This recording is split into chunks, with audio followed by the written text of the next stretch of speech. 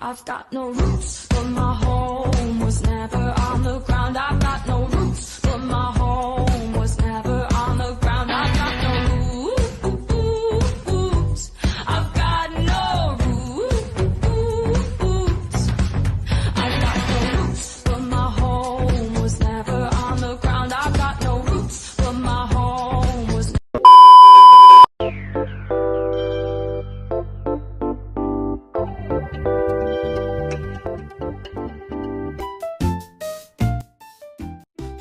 Bab 1. Pendahuluan. A. Latar belakang. Di era modern ini, kehidupan sosial, politik, dan hukum mengalami banyak perubahan. Globalisasi, teknologi, dan arus informasi yang cepat membawa dampak yang cukup besar. Tidak hanya positif, tetapi juga tantangan baru mulai bermunculan, terutama dalam bidang penegakan hukum.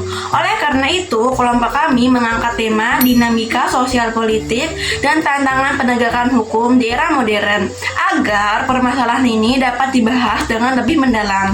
Saya di sini sebagai anggota 2 yang akan menjelaskan rumusan masalah dan tujuan penelitian.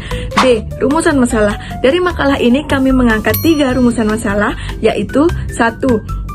Mengapa penegakan hukum yang adil penting untuk menjaga ketertiban dan kepercayaan masyarakat? 2. Apa saja masalah utama yang membuat hukum sulit ditegakkan? 3. Apakah hukum di Indonesia saat ini sudah berjalan dengan baik? C.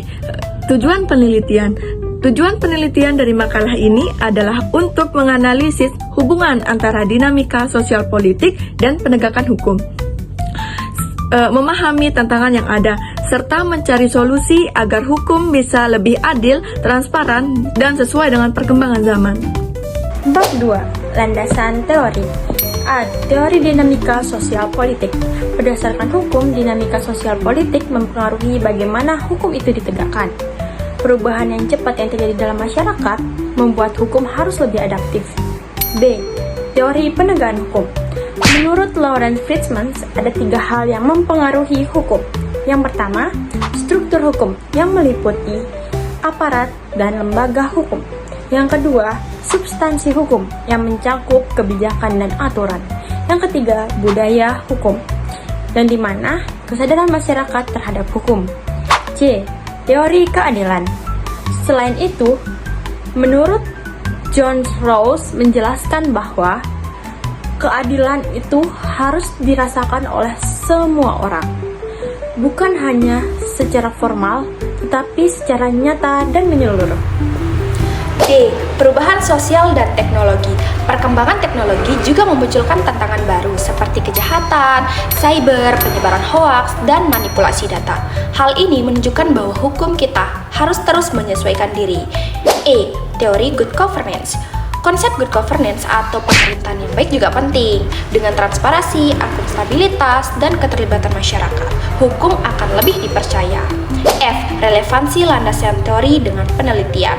Sebagai contoh, banyak kasus hoaks dan kejahatan cyber yang sulit ditangani karena regulasi kita belum cukup jelas. Solusinya, pemerintah perlu memperbaiki undang-undang digital, meningkatkan kemampuan aparat, dan memperkuat kerjasama antar instansi. Saya akan mempresentasikan hasil wawancara dari bab yang ketiga.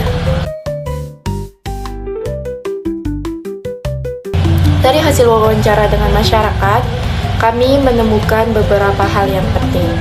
Hal yang penting pertama yaitu hukum yang adil membuat masyarakat merasa aman dan percaya pada pemerintahan. Bahkan ekonomi bisa lebih berkembang karena orang berani membuka usaha. Hasil wawancara yang kedua adalah masalah utama penegak hukum seperti korupsi, biaya keadilan yang mahal, dan ketidakadilan sistem, di mana hukum sering tajam ke bawah tapi tumpul ke atas. Hasil wawancara yang ketiga yaitu kondisi hukum saat ini masih dianggap belum adil. Orang kecil sering jadi korban, sementara orang yang berpunya kekuasaan atau uang lebih mudah lolos dari jeratan hukum. Solusi hasil wawancara. Berdasarkan analisis kami, ada beberapa solusi yang dapat dilakukan, yaitu yang pertama, reformasi sistem hukum dan pengawasan ketat terhadap aparat.